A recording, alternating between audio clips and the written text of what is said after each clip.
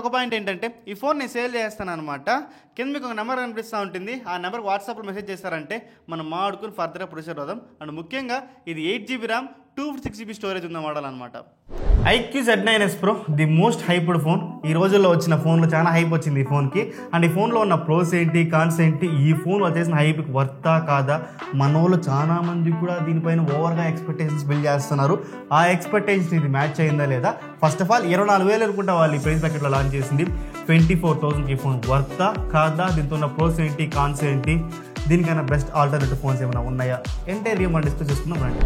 వీడియోలోకి వెళ్ళే ఒక చిన్న రిక్వెస్ట్, ఈ ఫోన్ని నా సొంత డబ్బులతో కొన్ని అన్బాక్స్ రివ్యూ చేస్తున్నా. ఇదే కాదు, ఇంతవరకు ఆల్మోస్ట్ 99% ఆఫ్ ది ఫోన్స్ మనం కొన్ని అన్బాక్స్ రివ్యూ చేసిందే.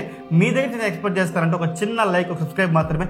ఇంకా కూడా ఏదైనా లైక్ చేయకుండా వీడియో చేస్తుంటే మాత్రం ఖచ్చితంగా లైక్ చేయండి. ఇంకా కూడా సబ్స్క్రైబ్ చేయకుండా వీడియో చూస్తుంటే మాత్రం ఖచ్చితంగా సబ్స్క్రైబ్ చేయండి. ఫస్ట్ ఈ ఫోన్కి అన్బాక్సింగ్ చూసుకుంటే, ఎందుకంటే మన ఫోన్కి అన్బాక్సింగ్ చేయలేదు కాబట్టి ఇన్బాక్స్ కంటెంట్స్ చూసుకుంటే మనకి ఫోన్తో పాటు బ్యాక్ కవర్ ఇస్తున్నారు. ఇది TPU లెదర్ కేస్ అనుకోవచ్చు. అంత గొప్ప క్వాలిటీ ఏం కాదు, బట్ ప్రెసెంట్కి మనకి ఇంకో కొత్త పౌచ్ వెతికే లోపల ఇది పనికి వస్తున్నామని చెప్పుకోవచ్చు. అండ్ మనకి ప్రీ అప్లైడ్ స్క్రీన్ గార్డ్ వస్తుంది ఫోన్తో పాటు. అండ్ బాక్స్లోనే 80W charger and Type-A to Type-C cable provide చేస్తున్నారు అనమాట. ఇది ఫోన్ బాక్స్ వచ్చే కంటెంట్స్ చూసుకుంటే. నెక్స్ట్ కమింగ్ టు రివ్యూ, ఈ ఫోన్ డిస్ప్లే దగ్గర స్టార్ట్ చేద్దాం. ఈ ఫోన్ డిస్ప్లే చూసుకుంటే 6.77 ఇంచెస్తో ఫుల్ HD AMOLED డిస్ప్లే ఇస్తున్నారు అనమాట. 120Hz ఉంటుంది రిఫ్రెష్ చూసుకుంటే కూడా. అండ్ HD10+ సపోర్ట్ చేస్తుంది. వాళ్ళు చెప్తుంది 4500 nits అని చెప్తున్నారు పీక్ బ్రైట్నెస్. బట్ ఓకే, నేను టెస్ట్ చేసినప్పుడు అవుట్డోర్లో కానీ ఇండోర్లో కానీ నాకు ఎక్కడ ప్రాబ్లం అనిపించలేదు ఆ బ్రైట్నెస్ విషయంలో మాత్రం. అండ్ ఇంకొకటి, ఈ ఫోన్లో మనకి ఇన్ డిస్ప్లే ఫింగర్ సపోర్ట్ చేస్తున్నారు అనమాట. అది కూడా బాగానే వర్క్ అవుతుంది. కలర్స్ పరంగా కానీ అవుట్డోర్ విజిబిలిటీ పరంగా కానీ everything looks fine, looks great, నాకు ఎటువంటి ప్రాబ్లం లేదు. అండ్ యూట్యూబ్లో కూడా మనకి 4K వీడియో ప్లేబ్యాక్ ఉంది. HDR10+ సపోర్ట్ కూడా మనకి యూట్యూబ్ వీడియోలో ప్లే అవుతుంది అనమాట. అండ్ ప్రైమ్ వీడియోలో మనం సపోర్ట్ చేస్తాం HDR video playback. So display పరంగా ఎటువంటి కంప్లైంట్స్ లేదు. డిస్ప్లే పరంగా అయితే మాత్రం 100% సాటిస్ఫై చేస్తుంది. ఎటువంటి ప్రాబ్లం లేదు. ఈ ప్రైస్ ప్యాకెట్లో మనం 1.5K తెలిసి కూడా మనం ఎక్స్పెక్ట్ చేయలేం కాబట్టి, సో వాళ్ళు ఇచ్చిన డిస్ప్లే అయితే మాత్రం మోర్ దెన్ ఎనఫ్ అని చెప్పుకోవచ్చు. నెక్స్ట్ కమింగ్ ఆడియో డిపార్ట్మెంట్, ఈ ఫోన్లో మనకి డ్యూయల్ స్టీరియో స్పీకర్స్ ఆఫర్ చేస్తున్నారు. నా జీవితంలో చెప్తున్నా 10,000 రూపాయల ఫోన్లో కూడా దీనికైనా బెటర్ స్పీకర్స్ ఉంటుందని మనం చెప్పుకోవచ్చు. మనకి ఏదైనా స్పీకర్స్కి గుడ్డ అడ్డం పెడితే మఫుల్డ్ అయ్యి ఆడియో వినిపిస్తుంది కదా, అలా ఉంది. స్పీకర్స్ మాత్రం one of the worst quality. మా నాన్నకి నేను Moto G35 ఫోన్ కొనిచ్చాను. దాంతో దీనికైనా బెటర్గా ఉంది స్పీకర్స్. అంత వరస్ట్ క్వాలిటీ ఉంది. ఆడియో డిపార్ట్మెంట్ మాత్రం చాలా డిసాటిస్ఫై చేసింది.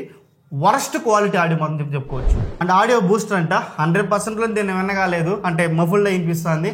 ఇంకా 200%, 300% దాకా కూడా ఆడియో వెళ్ళొచ్చు అనమాట. లేకపోతే ఇంకా ఇవన్నీ కూడా ఇంక్లూడ్ చేస్తూ ఉంటారు. సో ఆడియో డిపార్ట్మెంట్లో మాత్రం వరస్ట్ క్వాలిటీ ఆడియో మాత్రం, స్పీకర్ మాత్రం మీరు వినలేరు. చాలా వరస్ట్గా ఉంది, మఫుల్డ్ వినిపిస్తుంది అని మనం చెప్పుకోవచ్చు. కమింగ్ టు ప్రాసెసర్ డిపార్ట్మెంట్, ఈ ఫోన్లో మనకి Snapdragon 7 Gen 3 ప్రాసెసర్తో వస్తుంది. ర్యామ్ అండ్ స్టోరేజ్ చూసుకుంటే కూడా నేను కొన్న వేరియంట్ వచ్చేసి 8GB ర్యామ్ అండ్ 256GB ROMతో వస్తుంది అనమాట. LPDDR4X ర్యామ్తో వస్తుంది. UFS 2.2 స్టోరేజ్ వస్తుంది అనమాట. ఇది వచ్చేసి ఓకే, నేను టెస్ట్ చేసినప్పుడు ఇది వచ్చేసి మనకి అరౌండ్ ఒక 8,30,000 వచ్చింది 92 score. And CPU throttling test multiple times ఒక 2-3 సార్లు టెస్ట్ చేసినా కూడా CPU థ్రోట్ల్ అవ్వలేదని చూపిస్తాను. నాట్ డిటెక్టెడ్ CPU థ్రోట్లింగ్ అని చూపిస్తాను అనమాట. సో మల్టిపుల్ టైమ్స్ టెస్ట్ చేసినప్పటికీ ఒక 92% ఏమో వచ్చింది. సో ప్రాసెసర్ మాత్రం చాలా స్టేబుల్గా ఉంది, ఎటువంటి ప్రాబ్లం లేదు, చాలా బాగుంది ప్రాసెసర్ మాత్రం. అండ్ గేమింగ్ గురించి చూసుకుంటే మాత్రం ఇన్ బిట్వీన్ టెంపరేచర్స్ కూడా సరే, CPU థ్రోట్లింగ్ అప్పుడు కానీ మనకి యానిటో స్కోర్ రన్ చేసేటప్పుడు కానీ టెంపరేచర్ స్కోర్ ఎక్కడ రైజ్ అంటే అనిపించదు. 39, 40, 39 అనుకుంటా మ్యాక్సిమం నాకు రిజిస్టర్ అయింది యానిటో స్కోర్ టెస్ట్ చేసేటప్పుడు మాత్రం. And coming to gaming performance, ఈ ఫోన్లో మనకి స్మూత్ ఎక్స్ట్రీమ్ BGMI సపోర్ట్ చేస్తుంది అనమాట. దీని నుంచి నేను గేమింగ్ ఆడినప్పుడు మాత్రం అరౌండ్ ఒక 57 FPS అయితే మనకి యావరేజ్ ఫ్రేమ్ రేట్ అయితే మనకు వస్తుంది. 90 FPS సపోర్ట్ అయితే వెళ్ళేవారు. 57 FPS అయితే మనకు బాగానే ఉందన్నమాట. ఆడడానికి మాత్రం ఓకే అని చెప్పుకోవచ్చు. బట్ గేమింగ్ నేను రికమెండ్ చేయను ఈ ప్రాసెసర్ని. బట్ ఓకే, ఈ ఫోన్ మీరు కొన్నారు ఒక హాఫ్ అన్ అవర్ నేను గేమ్ ఆడుకుంటానంటే మాత్రం ఓకే, ఇటు మేనేజ్ చేసేస్తుంది, ఎటువంటి ప్రాబ్లం అయితే లేదు. అండ్ గేమింగ్ ఆడేటప్పుడు కూడా ఎక్కడ నేను హీటింగ్ ఇష్యూస్ కానీ నేను నోటీస్ అయితే చేయలేదన్నమాట. సో ఓవరాల్గా పర్ఫార్మెన్స్ డిపార్ట్మెంట్లో మాత్రం LPDDR4X ర్యామ్, UFS 2.2 స్టోరేజ్, అక్కడ 3.1 స్టోరేజ్ ఇచ్చింటే బాగుండని నా ఒపీనియన్. బట్ ఓకే, మనకి అవన్నీ పెద్ద మ్యాటర్ కాదు, ఇచ్చింటే బాగుండు. బట్ ఆ పర్ఫార్మెన్స్ అయితే మాత్రం ఖచ్చితంగా ఈ ప్రైస్ బకెట్లో మాత్రం ఖచ్చితంగా పర్ఫార్మెన్స్ అయితే మాత్రం చాలా బాగుంది. ఇంకా day to day life task గురించి మాట్లాడుకుంటే వాట్సాప్ కానీ, ఫేస్బుక్ కానీ, ఇన్స్టాగ్రామ్ ఏ యాప్ మీరు స్విచ్ అవుతా ఉన్నా యాప్ మెమరీలో ఉంచుకోవడం కానీ ఎవ్రీథింగ్ లుక్స్ ఫైన్. నాకు ఎక్కడ పెద్ద ప్రాబ్లమ్స్ అయితే నోటీస్ చేయలేదు. ల్యాగ్స్, ఫ్రేమ్ డ్రాప్స్ అవన్నీ నోటీస్ చేయలేదు అనమాట. ఓకే, నాకు పర్ఫార్మెన్స్ డిపార్ట్మెంట్లో కూడా ఎటువంటి ప్రాబ్లం అయితే ఖచ్చితంగా లేదు. Next coming to camera department, ఈ ఫోన్లో back side 50 MP main camera ఇస్తున్నారు with optical image stabilisation. Sony IMX882 సెన్సార్తో వస్తుంది. And 8 MP ultra wide angle camera, 2 MP depth sensor ఇస్తున్నారు. And front side 16 megapixel selfie కెమెరాతో వస్తుంది అనమాట. సో ఇది ఫోన్లో ఉన్న హార్డ్వేర్ కెమెరాస్. దీన్ని మనం ఫోటోలు తీసినప్పుడు డే టైంలో కానీ front back camera main camera నుంచి ఫోటోలు తీసినప్పుడు మాత్రం డే టైంలో ఓకే చాలా మంచి ఇమేజ్ అయితే క్యాప్చర్ చేస్తుంది. కానీ ఈ ఫోన్లో నేను అబ్జర్వ్ చేసింది మామూలుగా ఐక్యూలో ఆ ఇష్యూ నేను ఎప్పుడు నోటీస్ చేయలేదన్నమాట. కానీ ఈ ఫోన్లో నేను నోటీస్ చేశాను. మనకి ఎప్పుడైతే నువ్వు హెచ్డిఆర్ ఫోటో నువ్వు తీస్తావో మనకి చుట్టూ బాడీ చుట్టూ కానీ ఫేస్ చుట్టూ కానీ స్కిన్ వైట్నింగ్ ఇష్యూ అయితే మనం చూస్తాం. ఫేస్ని వైట్నింగ్ చేస్తుంది. సో ఆ ఇష్యూ అయితే నేను అబ్జర్వ్ చేశాను. ఈ ఇష్యూ నేను ఎప్పుడు వేరే ఏ ఐక్యూ ఫోన్స్ని అబ్జర్వ్ చేయలేదు. ఐక్యూ Neo 9 నేను రివ్యూ చేశాను. మనకి రీసెంట్గా వచ్చింది ఐక్యూ Z9 దాన్ని కూడా రివ్యూ చేశాను. ఆ ఇష్యూ అయితే నేను దాంతో నోటీస్ చేయలేదు. బట్ దీంతో మాత్రం నాకు అనిపించింది హెచ్డిఆర్లో మాత్రం ఇంకా బెటర్గా ఇచ్చిండొచ్చేమో. బట్ ఓకే నార్మల్ ఫొటోస్ కానీ బాగానే ఉంది. ఆ నైట్ టైంలో కూడా పోర్ట్రేట్ షాట్స్ కూడా 2xలో మనం పోర్ట్రేట్ షాట్స్ తీసుకోవచ్చు అనమాట. పోర్ట్రేట్ షాట్స్ కూడా చాలా బాగా వస్తుంది. ఎటువంటి ప్రాబ్లం అయితే నాకు అనిపించలేదు అనమాట. కానీ ఆ హెచ్డిఆర్ పర్ఫార్మెన్స్ మాత్రం కొంచెం ఇంప్రూవ్ చేస్తుంటే బాగుంది మెయిన్ సెన్సార్ గురించి మాత్రం మాట్లాడుకుంటే. And coming to ultra wide angle camera, ఇది ఒక వరస్ట్ కెమెరా. డీటెయిల్స్ ఎక్కువ క్యాప్చర్ చేయలేదు. నైట్ టైంలో చాలా డల్గా ఇమేజెస్ వస్తుంది, ఎక్కువ నాయిస్ ప్రొడ్యూస్ చేస్తుంది. అది డే టైంలో కానీ నైట్ టైంలో కానీ పనికి రాదు. నాట్ అట్ ఆల్ యూజబుల్ అని చెప్పని చెప్పుకోవచ్చు. ఇంక డెప్త్ సెన్సార్ అది వాళ్ళు ఎందుకు ఇచ్చినారో వాళ్ళకి అర్థం కావాలి. పేరుకు ఇంకో కెమెరా 3 కెమెరాలు ఇచ్చినామని చెప్పుకోవడం కోసం ఇస్తున్నారు అనమాట డెప్త్ సెన్సార్ గురించి మాట్లాడుకుంటే మాత్రం. Next coming selfie camera, 16 megapixel selfie camera ఇస్తున్నారు కదా. దాని నుంచి నేను ఫోటో తీసినప్పుడు మాత్రం డే టైంలో ఓకేగా ఉంది. ఓకే అంత గొప్పగా ఏం లేదు, బట్ ఓకే చల్తా అంతే. సో బట్ నైట్ టైంలో మీరు ఫోటోలు తీస్తే మాత్రం ఎక్కువ డార్కర్ సైడ్ అనిపిస్తుంది. అంత గొప్ప అయితే నాకు అనిపించడం లేదు. సాఫ్ట్ ఎక్కువ అనిపిస్తుంది నాకు నైట్ టైంలో మీరు ఫొటోస్ క్యాప్చర్ చేస్తా అంటే మాత్రం సెల్ఫీ కెమెరాలో. ఓవరాల్గా ఫొటోస్ గురించి చెప్పమంటే మాత్రం బ్యాక్ సైడ్ మెయిన్ కెమెరా కూడా అంత గొప్ప కెమెరా అయితే కాదు. Okay out and out.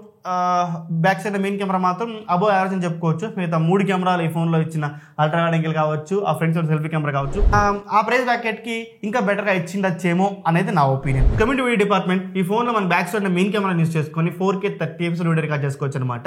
Video quality మాత్రం చూడడానికి చాలా బాగుంది, చాలా స్టేబుల్గా ఉంది. 30 fps కదా ఇంకా అలానే ఉంటుంది అనమాట. బాగుంది. ఓవర్ ఇట్లా కలర్స్ ప్రొడ్యూస్ చేయడంలో కానీ షాడోస్ పరంగా కానీ everything looks fine, looks great. ఎటువంటి ప్రాబ్లం అయితే నాకు అనిపించలేదు. బట్ అల్ట్రా వైడ్ యాంగిల్ ఇది 1080p 30 fps అది కూడా. సో అంతంత మాత్రమే. అది డే టైంలో కావచ్చు నైట్ టైంలో కావచ్చు, అంత గొప్పగా అయితే నాకే అనిపించలేదు అనమాట. And coming to front camera, ఈ ఫ్రంట్ కెమెరా యూజ్ చేసుకుని కూడా మీరు 1080p వీడియో రికార్డ్ చేయొచ్చు. 1080p 30 fps మాత్రమే. అది కూడా అంతంత మాత్రమే ఉంది, అంత గొప్పగా అయితే ఏం లేదు.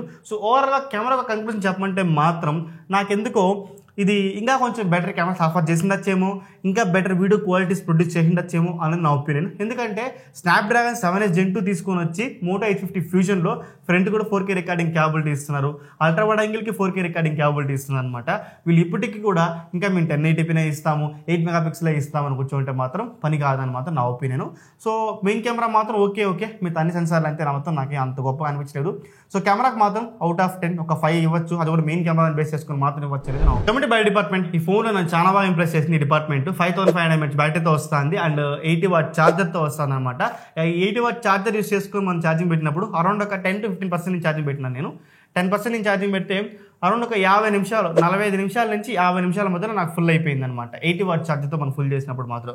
ఓకే డిశ్చార్జింగ్ టైం చూసుకుంటే మాత్రం నేను లిటర్గా ఓపెన్ చెప్తున్నా, ఈ ఫోన్ వచ్చినప్పటి నుంచి 3 సార్లు ఛార్జింగ్ పెట్టినా. నేను 3 సార్లు ఛార్జింగ్ పెట్టినా.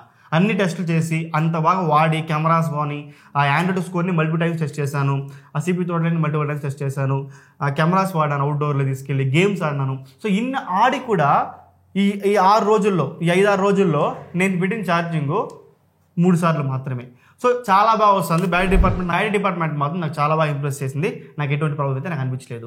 కానీ కమింగ్ టు కనెక్టివిటీ, ఈ ఫోన్లో మనకి NFC లేదు. ఓకే 5 సపోర్ట్ అయితే ఉంది, NFC లేదు. ఈ ప్రైస్ బ్రాకెట్లో ఖచ్చితంగా NFC ఇవ్వాల్సిందే.